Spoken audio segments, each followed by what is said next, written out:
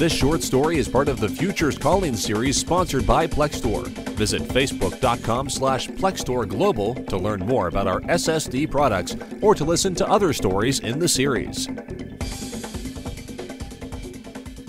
Wired Luck, written by DC Golightly. Get out of there, Devlin!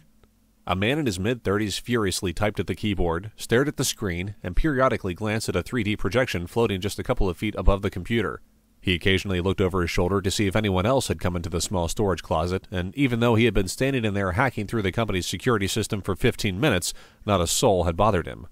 "I've almost got it," Devlin replied quietly into his earpiece. "Just one last batch of scripts to replace, then my tracks are covered and I'm free like a birdie." A thin cable ran from a small computer on the floor, feeding into the huge black box that took up the majority of the small closet. The hiss of the compressors and coolant systems echoed in the small chamber, and Devlin was beginning to get a cramp in his right leg from sitting for so long without moving. He kept punching the keyboard of the little computer. Devlin was proud of his machine. He'd taken the fastest notebook he could afford and modded and hacked it until it was incredible. If he couldn't overclock a component, he replaced it. He'd spent hours tweaking and modifying drivers. To maximize overall speed, the high-performance hard drive that it had come with had been dumped for a Plextor.wmv Pro solid-state drive that was 6 times faster. And finally, he'd bought an expensive little 3D projector to act as a second monitor. When he wasn't using the computer for hacking, it was fast enough to play Killspeed 3, the FPS, on which he was consistently and frustratingly ranked number 2 worldwide. But even with his beloved toy, hacking a closed system like this one was irritating because it required him to be on site to get the job done. A hassle, but a lucrative one. He was getting a cool 6 figures for this job, and he was determined to cash in as soon as possible. "Done," Devlin said. "The back door just slipped in should enable our client to have undetectable access whenever they want it. Now, get me the hell out of here, Cherub."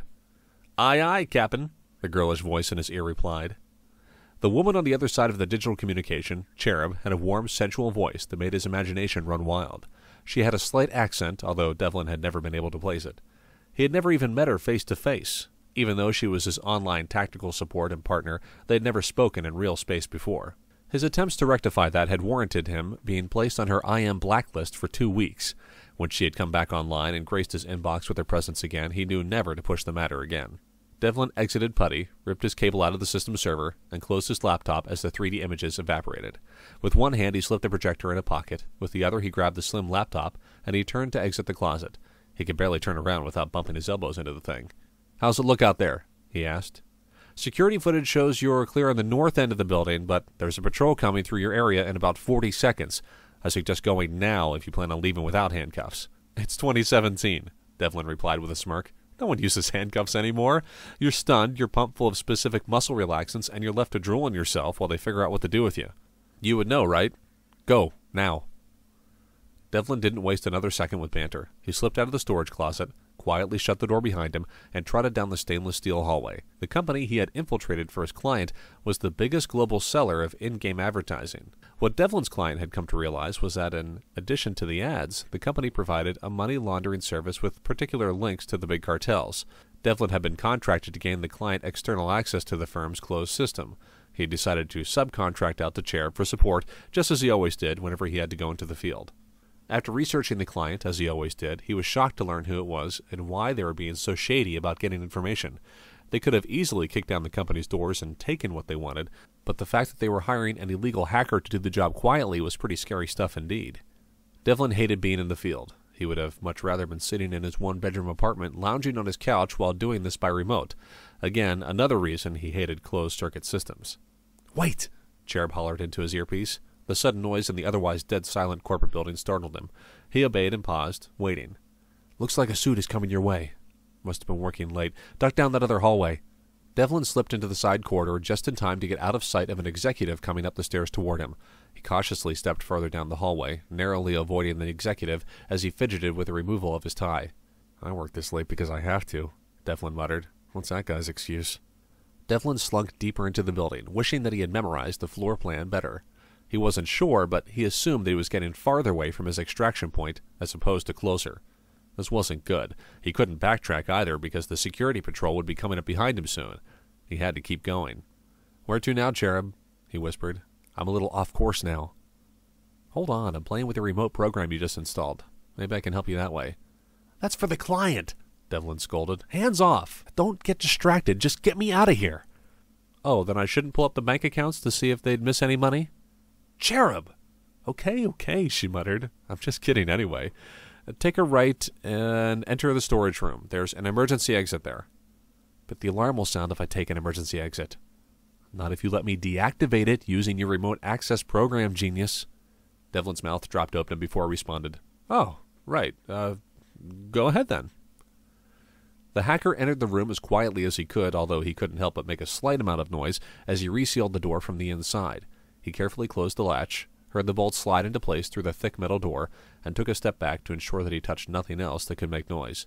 He held his hands away from his torso to be extra cautious, and bumped right into a cart full of motherboards, knocking it over. The dusty boards went everywhere as the cart clattered to the hard floor. Compared to the earlier dead silence, the noise was deafening.